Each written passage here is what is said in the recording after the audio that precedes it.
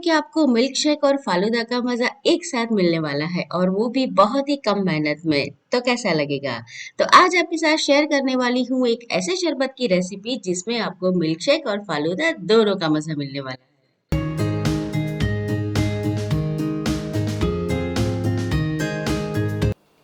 Hello दोस्तों, मैं हूँ हेतल और किचन क्राफ्ट रेसिपी में आप सभी का बहुत बहुत स्वागत है। तो चलिए आज की मज़ेदार रेसिपी बनाना शुरू करते हैं।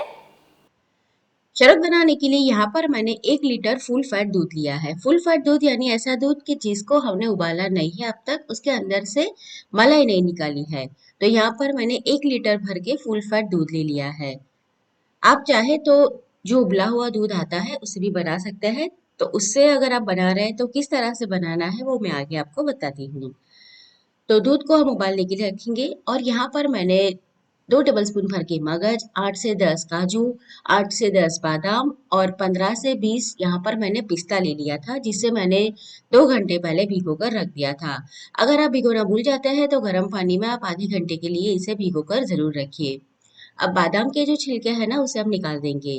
छिलके के साथ अगर पीसेंगे ना तो फिर उसका कलर डार्क हो जाएगा। तो बादाम के छिलके निकाल देंगे और उसी तरह से ठीक हमें जो पिस्ता है उसका भी ऊपर वाला छिलका निकाल देना है। इस तरह से जब आप ये शरबत बनाएंगे ना तो बहुत ही बढ़िया उसका क्रीमी टेस्ट आएगा।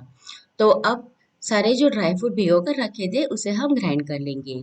और यहाँ पर मैंने जो क्वांटिटी बताई है वो 1 लीटर दूध के लिए है। आप चाहे तो इस तरह से ड्राई फ्रूट का पेस्ट बना कर रख सकते हैं और फिर जब आपको यूज करना है तब आप कर सकते हैं। फ्रीजर के अंदर आप इसे 1 हफ्ते तक स्टोर कर सकते हैं। तो यहाँ पर मैंने इसे पीस लिया था, बहुत महीन पीसना है और पीसते वक्त मैंने 2 चम्मच दूध मिला दिया था। अब देखिए हमारा जो दूध है वो अभी हल्का उबलना शुरू हो गया है। गैस की फ्लेम को हमें स्लो टू मीडियम के बीच में रखना है। दूध ये हमारा फुल फैट वाला है तो इसे हमें बहुत ज्यादा उबलने की जरूरत नहीं पड़ेगी। तो बस इस तरह से जब वो अच्छे से उबलने लगे तब हमने जो पेस्ट तैयार करके रखी थी वो डालेंगे, लेकिन उससे पहले गैस की फ्लेम को आप धीरा कर दीजिए, क्योंकि ये जो ड्राई फ्रूट की पेस्ट है जब तक दूध के अंदर अच्छे से पक नहीं जाती तो वो भारी होने की वजह से तले में बैठ जाती है। तो अगर आप इसे डालकर ऐसे ही छोड़ देंगे ना तो नीचे ये चिपकेगी। वैसे मैंने ये नॉन स्टिक लिया है लेकिन फिर भी सावधानी के तौर पर हमें इसे चलाते रहना है। तो पेस्ट डालने के तुरंत बाद कंटिन्यूअस हम इसे चलाते रहेंगे। जब पेस्ट अच्छे से दूध के साथ मिक्स हो जाएगी, पक जाएगी, फिर वो नीचे नहीं चिपकेगी।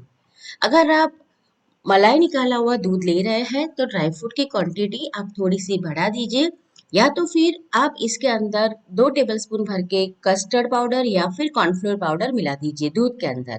ठंडे दूध में डाल दीजिए तब भी आपका दूध गाढ़ा हो जाएगा। लेकिन अगर आप व्रत उपवास में खाना चाहते हैं तो ड्राई फ्रूट की क्वांटिटी बढ़ा दीजिए। ये जो शरबत है ना आप व्रत उपवास में भी उपयोग में ले सकते हैं। तो देखिए दूध हमारा पहले से काफी गाढ़ा हो गया है। अब इसके अंदर हम थोड़ी सी चीनी डाल देंगे। हमने जो पेस्ट डाली थी वो बढ़िया से मिक्स हो गई है और पक भी गई है। और इसमें मुझे तकरीबन 5 से 7 मिनट का समय लगा है। अब यहाँ पर मैं 3 टेबलस्पून भर के इसमें चीनी डाल रही हूँ। आगे हम जो इसके अंदर शरबत का सिरप मिलाने वाले हैं उसमें भी चीनी रहेगी, तो चीनी यहाँ पर मैंने कम डाली है। आप अपने टेस्ट के अकॉर्डिंग डाल सकते हैं। चीनी डालेंगे तो हल्का सा आपको पतला लगेगा, लेकिन फिर से उसकी जो कंसिस्टेंसी है वो गाढ़ी होने लगेगी। अक्सर हम क्या करते हैं, दूध शरबत बनाते हैं तो ठंडा दूध निकालते हैं, उसमें सिरप डालते हैं और सर्व करते हैं। तो आप इस तरह से एक बार बनाकर देखिए, बहुत ही बढ़िया आपको लगेगा। आपको ऐसा लगेगा कि आप घर में ही मिल्क शेक या फिर फालूदा ले रहे हैं। तो चीनी अभी हमारी अच्छे से मेल्ट हो चुकी है और दूध भी काफी गाढ़ा हो गया है। इससे गाढ़ा नहीं करना है क्योंकि हम शरबत बना रहे हैं ना। कस्टर्ड अगर बना रहे हैं तो आपको कंसिस्टेंसी और गाढ़ी करनी रहती है। तो देखिए इस तरह से हल्का सा कोटिंग आ गया है। तो बस गैस की फ्लेम को अभी हमें बंद कर देना है और इसे रूम टेम्परेचर पर नहीं आता जब तक हमारा दूध, तब तक चलाते रहना है, क्योंकि ऐसा नहीं करेंगे ना तो इसके ऊपर मलाई आ जाएगी और फिर शरबत के अंदर मलाई के टुकड़े अच्छे नहीं लगेंगे। तो मैंने इसे एक बाउल में निकाल दिया था और ये अभी हल्का सा ठंडा होना शुरू हो गया है।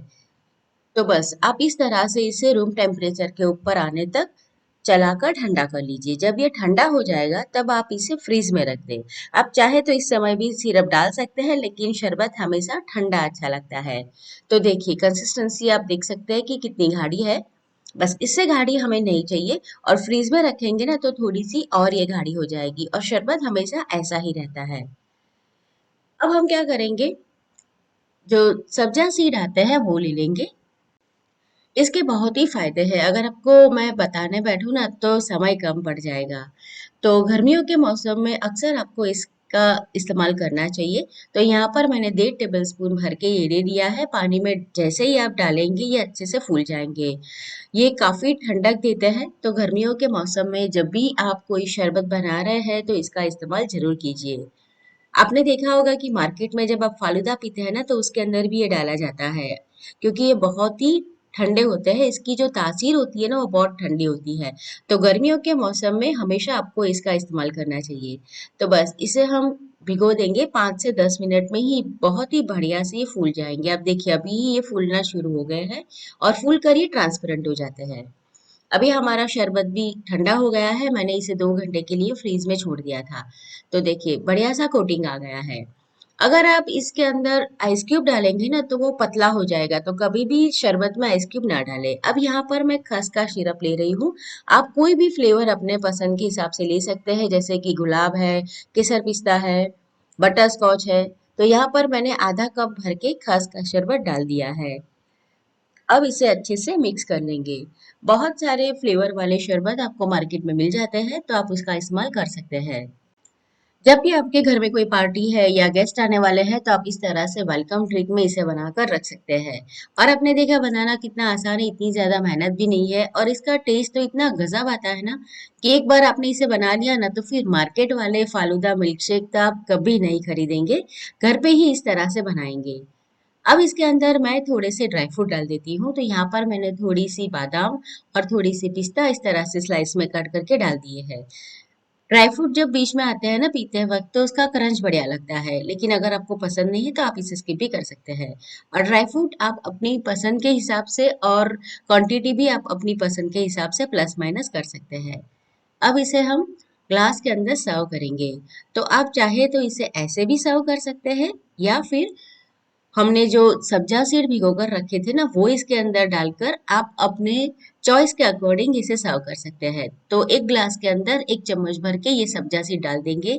और अगर आपके पास घर में वैनिला आइसक्रीम है तो वो भी इसके ऊपर टॉपिंग में रख दीजिए। तो फिर ऐसा ही लगेगा कि आपने फालूदा पिया है। तो है ना कितना बढ़िया वाला ये शरबत। बस एक बात का ख्याल रखना है कि आपको इसे ठंडा करने के बाद ही सर्व करना है और इसके अंदर आइस क्यूब नहीं डालने हैं। अगर आइस क्यूब डाल देंगे तो बर्फ पिघलेगी तो ये पतला हो जाएगा। गार्निशिंग के लिए मैं कुछ गुलाब की पंखुड़ियाँ डाल देती हूँ। तो दोस्तों ये रेसिपी कैसी लगी कमेंट करके ज़रूर बताना। रेसिपी पसंद आई है तो दोस्तों और फैमिली के साथ शेयर करना और ऐसी नई नई रेसिपी देखने के लिए मेरे चैनल किचन क्राफ्ट रेसिपी को सब्सक्राइब करना मत भूलना।